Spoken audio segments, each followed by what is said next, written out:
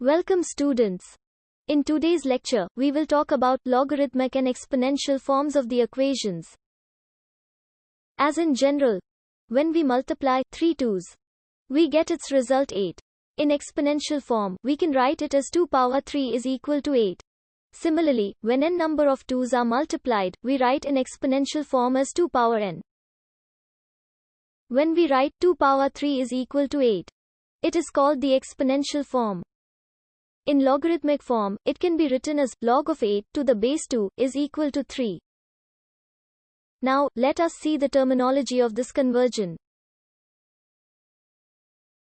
In exponential form, when we have 2 power 3 is equal to 8, we are going to convert this exponential form to logarithmic form. The base 2 in the exponential form will become the base of the logarithm. The result of exponential form, which is 8 in this case, will become the input value of logarithm.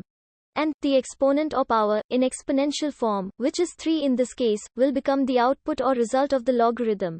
In this way we converted exponential form to logarithmic form. Using the same pattern, we can move back from logarithmic form to exponential form. Now, let us see some examples on the exponential form to logarithmic form.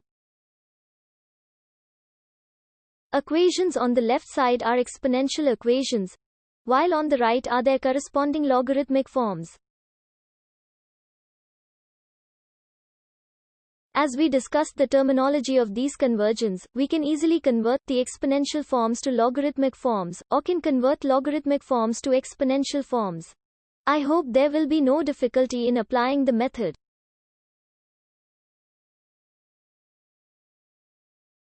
Dear students, I hope that, after watching this lecture, there will be no difficulty for you in these types of problems. See you in next lecture. Thank you.